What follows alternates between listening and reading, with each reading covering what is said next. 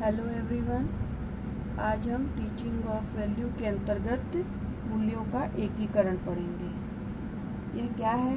शिक्षा के माध्यम से ही विभिन्न प्रकार के मूल्यों का प्रसारण किया जाता है। दैनिक जीवन में पृथक पृथक प्रकार के मूल्य विद्यमान हैं, जिसके द्वारा क्या होता है, इसका अर्थ समाज में अनेक प्रकार के मूल्य विद्यमान तो हैं, जिसकी हमने पूर्व में चर्चा की है, जैसे कि भौतिक, सामाजिक, आर्थिक, राजनीतिक, नैतिक, धार्मिक इत्यादि। यदि समाज में किसी प्रकार का मूल्य प्राप्त करना हो तो हमें उस विशिष्ट स्थान या व्यक्ति से संपर्क करना पड़ता है। इसके अंतर्गत क्या है, यह मूल्य शिक्षा की एक जरूरी हिस्सा भी है हमारे जीवन में, जो मूल्यों या सदाचारों की शिक्षा की पूरी प्रक्रिया का एक अंदरूनी अंग होता है। जैसे अहिंसा, शांति और सद्भावना के गांधीवादी विचारों को पुनः स्मरण करने की आवश्यकता होती है। इसके अंतर्गत आपकी विशेषताएं हैं। यह क्या है? मूल्य एकीकरण में विभिन्न प्रकार के मूल्यों का एकीकरण किया जाता है। शिक्षा प्रणाली को सुचारू रूप से संचालित करने में सहायता प्रदान करती है। यह बच्चों में अनेक प्रकार के मूल्यों का विकास संभव हुआ है।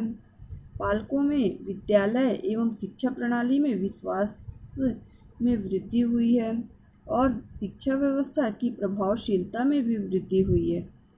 यह एक समन्वित प्रक्रिया है, जिसमें व्यक्ति विभिन्न प्रकार के मूल्यों के माध्यम से सहसंबंध स्थापित होता है। अब है मूल्यों के एकीकरण में शिक्षा की क्या भूमिका है। आप एक शिक्षक हैं। शिक्षक होने के नाते आप इसमें प्रथम हो जाता है विभिन्न विषयों का शिक्षण करना। संपूर्ण शिक्षा प्रणाली में अनेक मूल्यों में एकीकरण हेतु विभिन्न विषयों का निर्माण किया जाता है। इन विषयों के निर्माण विषय संबंधित मूल्यों को ध्यान में रखकर विभिन्न विशेषज्ञों द्वारा ली जाती है। सेकंड हो जाता है विभिन्न गतिविधियों का समावेश।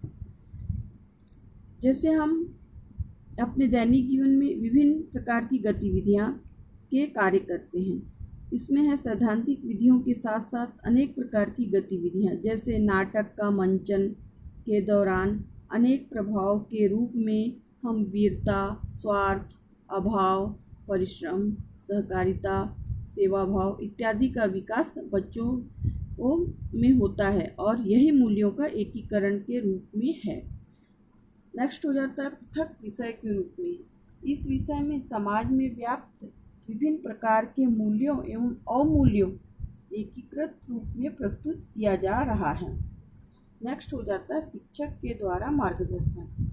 यह एकीकृत कर बच्चों को इस प्रक्रिया तक पहुंचाना है। यह कार्य केवल शिक्षक ही कर पाता है। शिक्षक सदैव यह प्रयास करता है कि मूल्यों का विकास बच्चों से पृथक पृथक न होकर एकीकृत रूप में हो। इस हेतु शिक्षक सदैव तत्पर रहते हैं। नेक्स्ट हो जाता है अनेक प्रकार की शिक्षण विधियों का प्रयोग, जैसे योजना विधि के द्वारा प्रजातांत्रिक मूल्य, मस्तिष्क विप्लव के द्वारा तर्कशास्त्र, समस्या समाधान विधि के द्वारा निर्णय क्षमता, खोज विधि के द्वारा अनुभव व परक ज्ञान का सृजनात्मकता, प्रश्नोत्तर विधि के द्वारा बौद्धिकता इत्यादि मूल्यों का विकास होता है।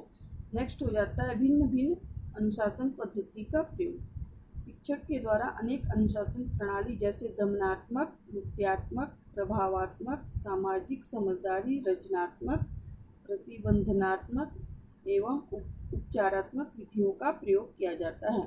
नेक्स्ट हो जाता है परीक्षा प्रणाली। परीक्षा प्रणाली का उद्देश्य है मूल्यों की जांच करना। बच्चों ने किस मात्रा में मूल्यों को ग्रहण किया है, कक्षा शिक्षण के द्वारा इसका परीक्षण करना भी होता है। नेक्स्ट हो जाता है औपचारिक शिक्षा प्रणाली, जिसमें विद्यार्थी नियमित रूप से विद्यालय, शिक्षक तथा पाठ्यचर्या से जुड़े रहते हैं, जिससे बच्चों को मूल्यों का एकीकरण कर शिक्षा प्रदान करने में सरलता होती है।